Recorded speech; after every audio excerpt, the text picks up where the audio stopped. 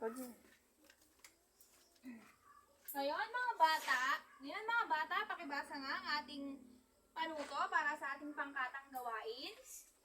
Bawat grupo ay may hawak na dalawang sagot. Urban at rural. Magpapakita ako ng litrato at tutukuyin ninyo kung ito ba ay rural o urban. Paunahan kayong magtataas ng inyong mga sagot.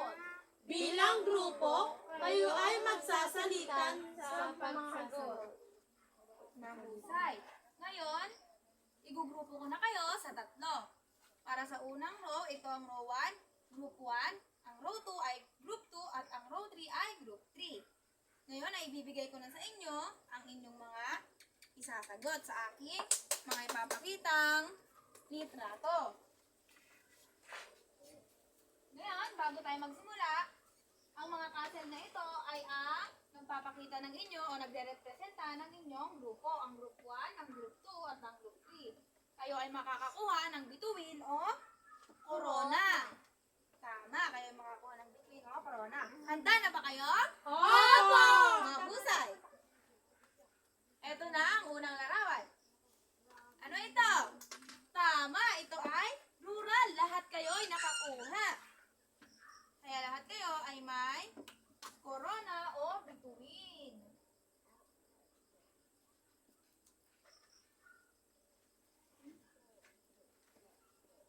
Para sa sumunod na larawan. Ano ito? Rural o urban? Tama, ito ay urban. Lahat kayo ay nakakuha ng tamang kasagutan. Kaya lahat kayo ay may bituin o corona. Para sa pang tatlo. Rural nga ba? Tama, ito ay rural. Napakagaling ninyo. Lahat kayo ay nakakuha ng bituin o corona.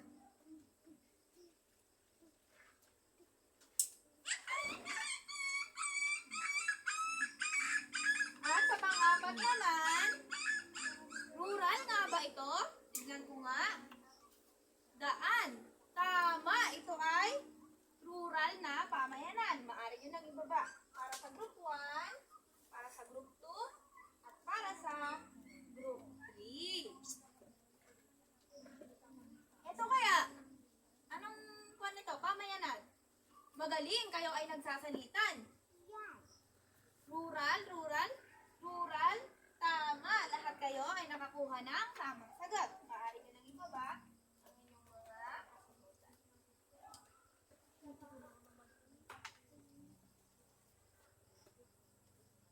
Sa pang-corona. Mahusay! Lahat kayo ay nakakuha ng magkapaparehas na puntos. Kaya lahat kayo ay maaari bang tumayo? Ngayon ay papalakpakan natin ang ating mga sarili. Ang gagawin naman natin palakpak ngayon ay love clap. Alam niyo ba kung ano ang love clap? Hindi po! Ngayon, gagawin ko muna ha. At susunod kayo mamaya. 1, 2, 3. 1, 2, 3. Alam niyo na ba ang love clap? Opo! Gawin nga natin. 1, 2, 3. 1, 2, 3. Napakahusay! Ang gagaling ninyo. Maaari na kayong maupo. Ngayon naman, kukunin ko na ang mga ginamit ninyong sagutan. Pagkatapos niyan ay, dahil magagaling kayo, meron tayong muling gawain. Ang tawag naman dito ay, pakibasa nga. Basahin ang bawat pangusap. Isulat ang tama kung gusto ang pahayag at mali naman kung hindi. Isulat kung tama o mali. Pares na gawain, kaya't maghanap kayo ng inyong kapares. Maaari ba, may nahanap na ba kayong kapares ninyo? Opo! Meron na ba? Ito. Mahusay kung meron na. Ngayon, inyo na ang sagutan ito sa inyong, ito ang inyong sasagutan sa inyong papel. Sa isang buong papel ninyo ito sasagutan. Tapos na ba mga bata? Opo! Mahusay kung gano'n, sagutan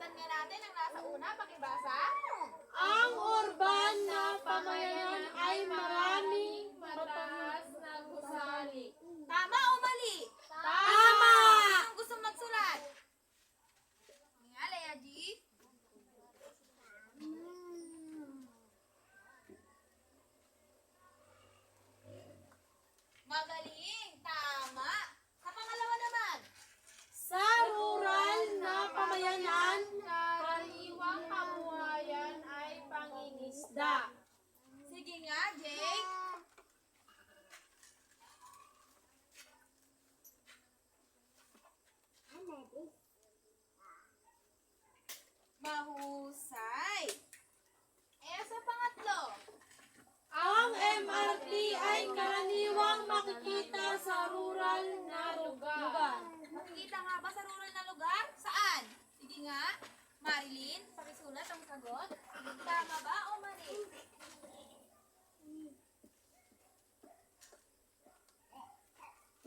Tama. Ang iyong kasagutan ay tama.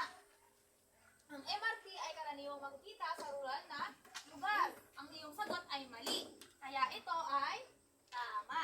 Sa pang-apat naman, pakibasa nga po ng sabay-sabay. Sa urban na tahimik at malawak ang pamaligiran. Tama o mali? Sinong nais sumagot? Sige nga, Levi Jane.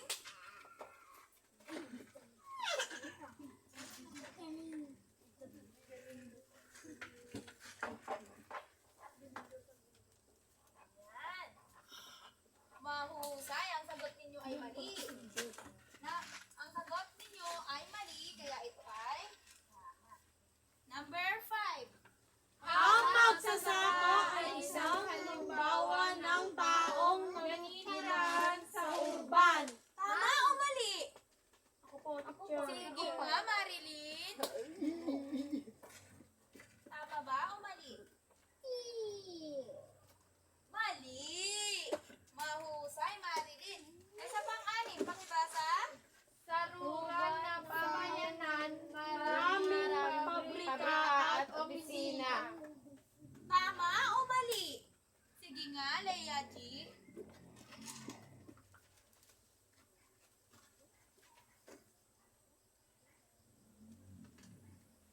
Mahusay. Ito ay mali. Dahil ang pabrika at opisina ay marami sa saan?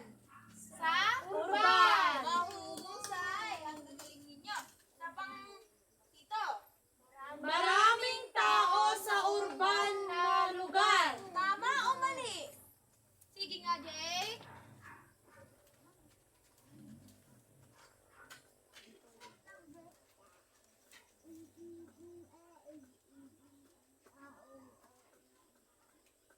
Tama. Ang kanyang sagot ay tama. Ang urban ay maraming tao. Number 8. Ang pamayanan ay isang lugar kung saan naninirahan ang mga tao. Tama o mali? Sige nga, Leia G.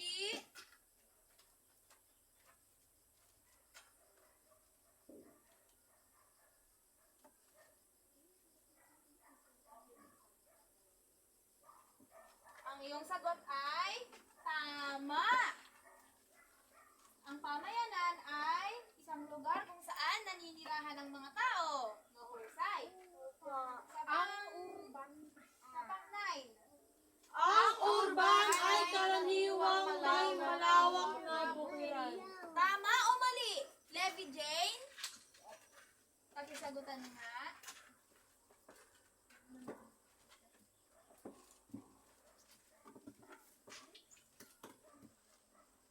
Mga anak, huwag ninyong ginaganyan ang laptop. Kasi pag mahusay, nagsasorry kayo kapag kayo ay nagkakamali. Mahusay, Levi Jane. Ang urban ay karaniwang may malawak na bukirin. Ito ay mali. Saan ang may malawak na bukirin? Sa rural. Tama, rural. Eh, sa pang-sampo? Mga ospital at paaralan ay parehas na matatagpuan sa rural at lugar. Ma'am. Matatagpuan sa Ma'am. rural at urban na lugar. Tama o mali? Sige nga, Leia G.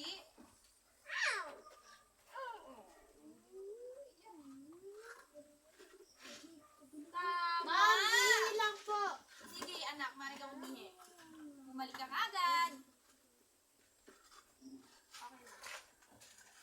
Ngayon, ang sagot ba ni Leia G ay tama? Tama ba ang ospital at paaralan ay parehas na matatagpuan sa rural at urban? Opo! Mahusay, tama ang kanyang sagot.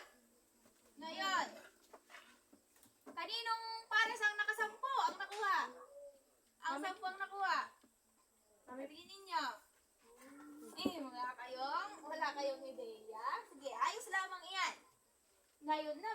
naman ay natapos na ang ating gawain.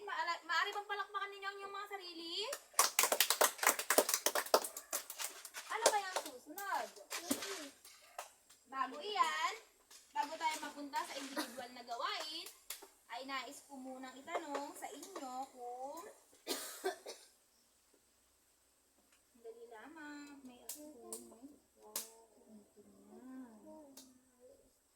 ngayong alam na natin ang pagkakaiba ng rural at urban na pamayanan, ay nais ko kayong tanungin kung sino sa inyo ang nakatira sa rural na pamayanan. Sige nga, Marilyn. Sino sa inyo ang nakatira sa rural na pamayanan? Ako po. Paano mo nasabing nakatira ka sa rural na pamayanan? Marami pong mga pananim at tahimik po ang lugar. Mahusay, maraming pananim at tahimik ang lugar. Sino pa ang tingin ninyo ay nakatira kayo sa rural na lugar? Sino pa? Sige nga, Leia G. Sa tingin mo ay nakatira ka sa rural na lugar? Opo. Bakit? Dahil po may mga bukirin at nag-aalaga po sila ng... Mahusay, ang iyong sagot ay tama. Ngayon naman, sino sa inyo ang nakatira sa urban? Wala po. Debbie Jane? Debbie Jane? Debbie Jane, ikaw ba ay nakatira sa urban?